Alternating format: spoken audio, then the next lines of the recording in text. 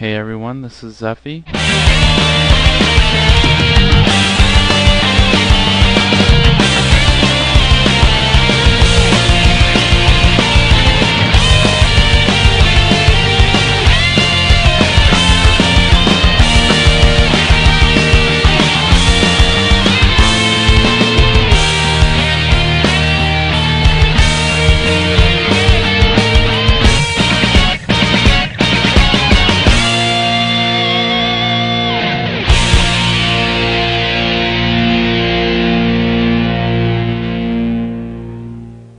Hey, what's up guys? This is Zeffy back on week 17. It's that time again for a Kingdom Hearts card review. I'm going to do Fairy Harp this week. I'm going to read off what it is. It's +0 support value, no magic value, of course, because it's an attack card. This card can only be used during a challenge phase. Your current total attack value and your opponent's current total attack value are switched. Why is this card good?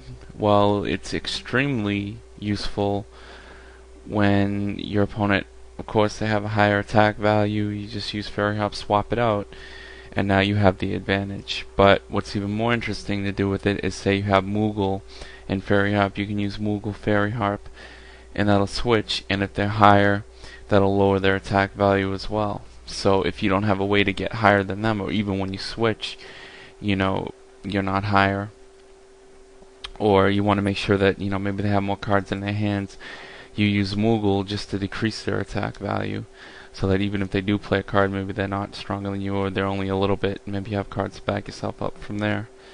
I think Fairy Harp is useful. It's kind of like Olympia. It's not going to be like main deck all the time. It'll probably see a little more play than Olympia, only because a lot of people are using Soul Eater, Oblivion, Riku, level 2 and 3 right now, so that's being heavily ran. So you might see a few more Fairy Harps out there, but not too many, because versus World Rush, if they don't ever attack you, it's a dead card.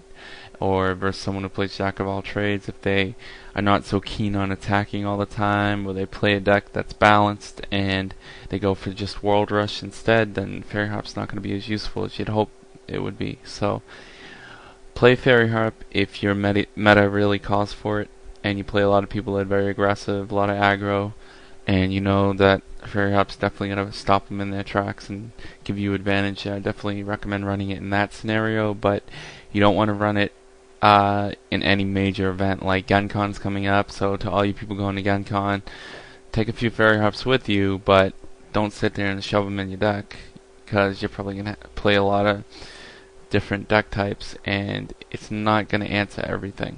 It's very situational. Again, it's kind of like Olympia, so you got to watch it when you play it. Both Fairy Harp and Olympia can only be played during the challenge phase, so they're not going to be used outside of that, so they're very limited as well. They can only be used in the challenge phase, so that's again why they wouldn't really be the best recommended card to be main decked, so you got to watch it.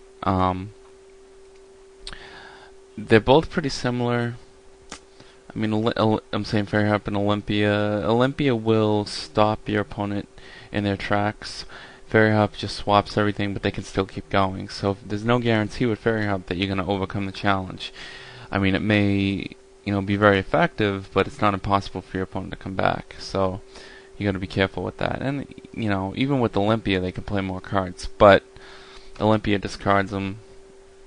Sometimes that stops them more than what Fairy Harp may. It all depends. It's all situational. It's hard to say. I mean, you really just got to get to the nitty gritty and play them and see what happens to really make a better judgment of it. But that's basically my cover of Fairy Harp, and I hope you guys liked it. I'll see you later.